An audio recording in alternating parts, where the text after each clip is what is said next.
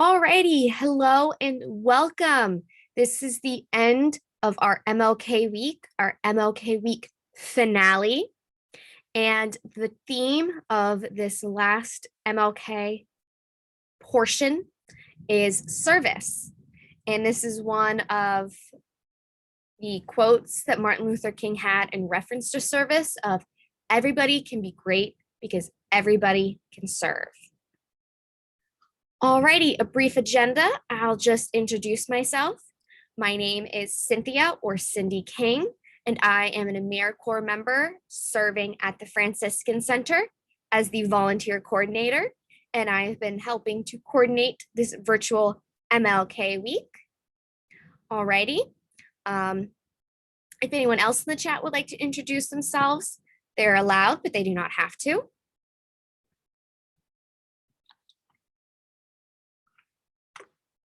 And then we are going to move on to our discussions about service, and we will have announcing our winners for the virtual MLK week.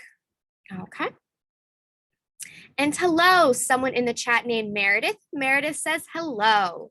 Fantastic. Alrighty. So our first discussion question is, why do you serve and how do you think serving is going to help the future? And one of my favorite of, does serving feel different to you than a paid job?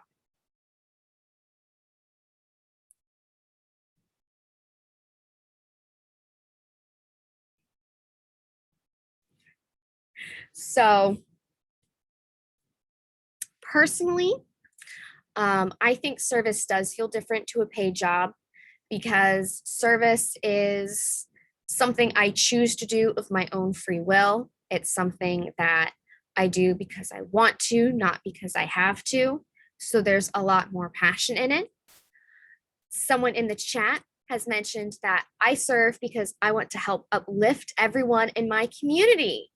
I love that. Of service is a great way to support other people and just be able to grassroots and pull each other together and truly form a community that supports each other. Alrighty.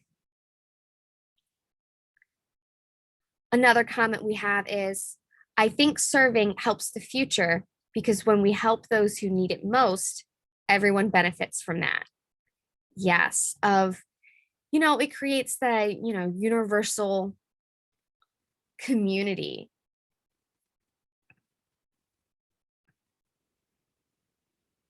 Alrighty, sorry for that small interruption. So picking up back of just, serving. Another person in the chat commented that serving will help the future by increasing humanity. I love that. Yes, of just, joining hands with people and improving the future of getting some more personal interactions. Does anyone else have any other comments they'd like to make? Yes, I agree. Being paid for service is nice, but not necessary to feel good. I agree. There's one thing if everybody says, do what you love, if you love what you do, you never work a day in your life. But you can love more than one thing. And you can love volunteering and you can love all forms of service. Fantastic. Okay. If we don't have any more comments, I think I will move on.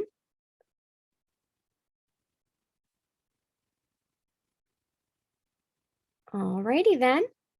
We're going to move on to the second portion of our discussion.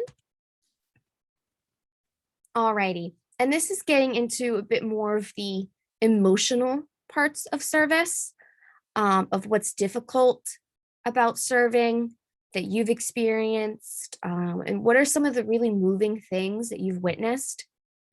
Personally, I think the times that I've served, of the hardest part of depending on where I'm serving is knowing that I can't go home and help them, that all I can do for them is what's right here in this moment. But what if they need me in the future and I can't be there for them? And I think that's one thing that's personally for me very difficult of knowing that it has that confined space, but all I can do is control of what I do in the confined space. Does anyone else have any difficulties they've experienced when it comes to serving? Yes. Serving can be hard when you've experienced the same issues you're trying to help with. Sometimes it makes it hard to see past my own feelings around it. Certainly, certainly. But at the same time, I think it brings a new layer to it of if you've experienced it, then you have more of a repertoire, you can have better empathy, and you can be more of a supportive person.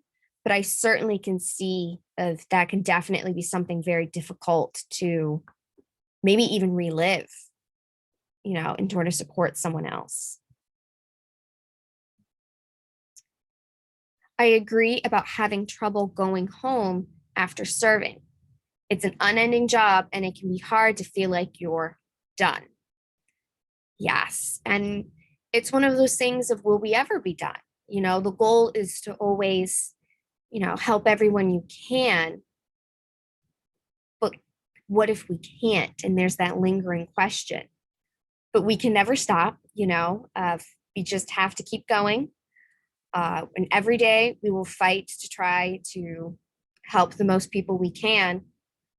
But it is an unending job of people are always going to need support in one way or another. Personally, I want to share a very moving instance I had witnessed of I was driving through Baltimore one day and I saw an individual who was trying to, get food on the side of the road going between the cars. And I remember someone handed him a granola bar and he rushed back to the median. And I thought that he was on his phone and he was messing around on his phone. And I just personally got really mad. I was like, oh my gosh, you're just on your phone. I don't know. It upset me. But then I realized he wasn't on his phone. He was ripping into this granola bar. And I've never seen anyone in my life eat a granola bar with such emotion and with such fervor of that really moved me, of my heart stopped for a minute. And I realized it's like I shouldn't have judged as quickly as I should have. And it emphasized the importance of helping other people, of that this is a needed service, that people needed the support. And I shouldn't have been there judging when clearly it had been a while since he had eaten. Oh, we have another comment. Fantastic. It can be difficult to fit in serving around the necessary evil of getting paid. I want to serve more, but I also need to pay bills. Yes, the accursed bills. Definitely, definitely. Does anyone else want to share something emotional or moving that they've witnessed or experienced while serving? Or maybe something that's inspired them to serve?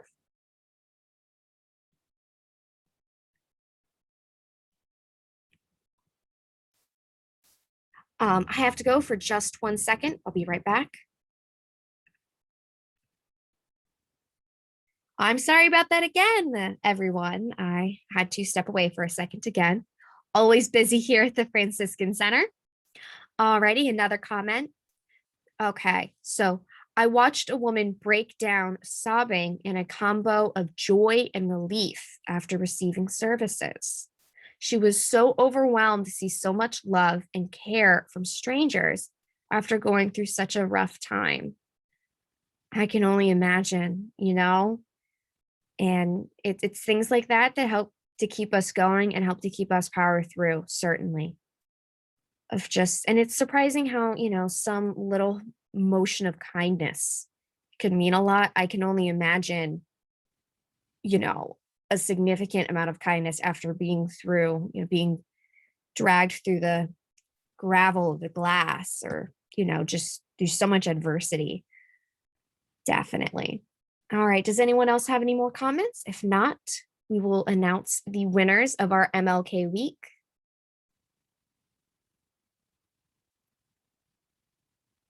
Alrighty. Oh, you want to hear the winners? Okay, then we're going to head straight on in. Alrighty, our winners are